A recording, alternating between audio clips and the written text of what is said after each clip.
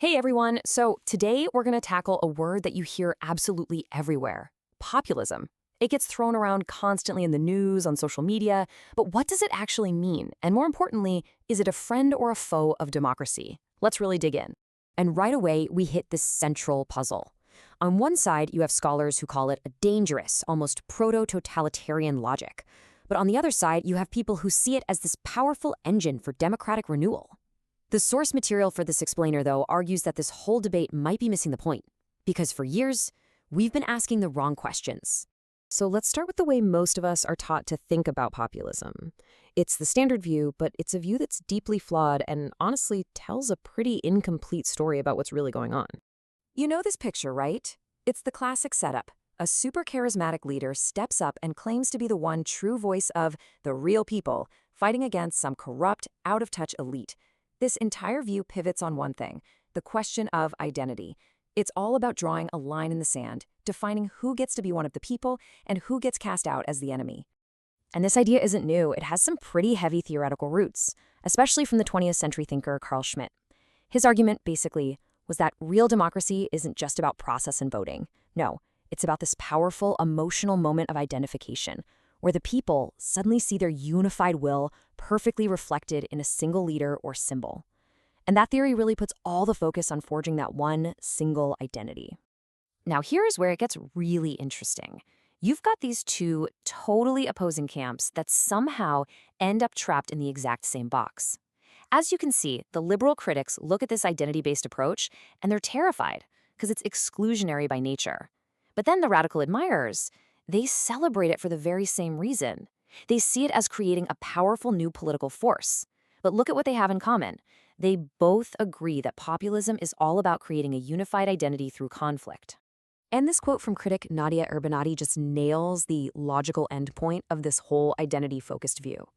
She's basically saying, look, if populism is all about creating a single, unified people, then a single powerful leader who embodies that unity isn't just a side effect. It's inevitable. It is, as she puts it, populism's destiny. Okay, so that's the old way of looking at it. But what if we've been asking the wrong question all along? It's time to shift our whole perspective away from who the people are and toward how they actually act. For decades, the entire debate has been stuck, just spinning its wheels on this one question. Who exactly are the people? Are they the working class, the silent majority, the 99%? This obsession with identity has really limited how we see things.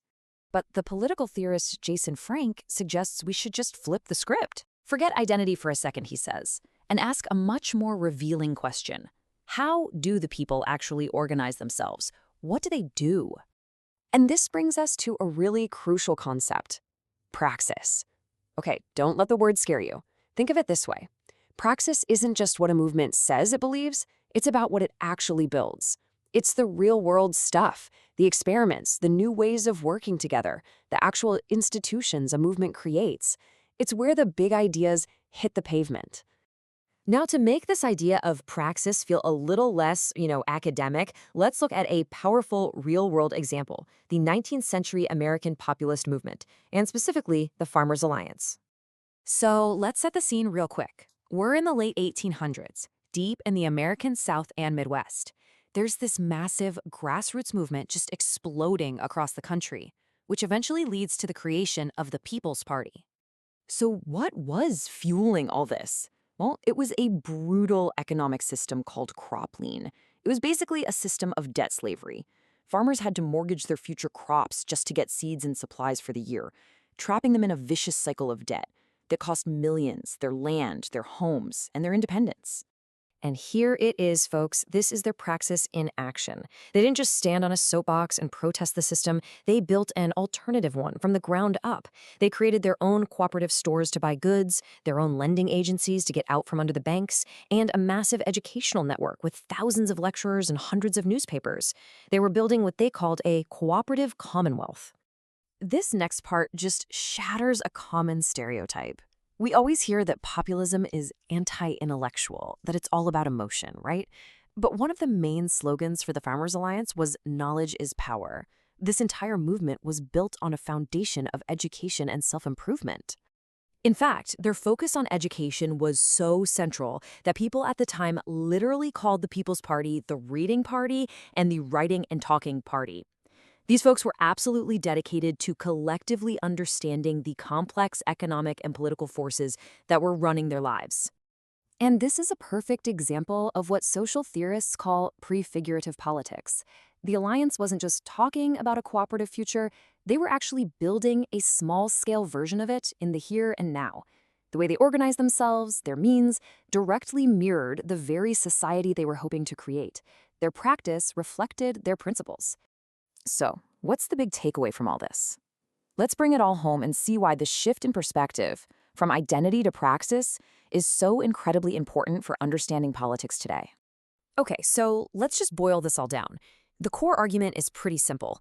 First, the standard view of populism is totally obsessed with identity. Who are the people versus who are the elite? Second, as we've seen, that view is just incomplete. It misses so much. And third, a much more powerful and insightful approach is to focus on praxis, what a movement actually does, what it builds. And this brings us to the ultimate point. How a movement acts, the kinds of institutions it creates, the ways it gets people to cooperate, this praxis gives us a much richer, more accurate way to judge its democratic character than just looking at the identity it claims to represent. The how is just as important as the who. So, we'll leave you with this final thought. If we take this new lens and we start looking at the political movements all around us today, and we judge them not just by the identities they shout about, but by the practical actions they take and the little worlds they build, what do we see? What changes?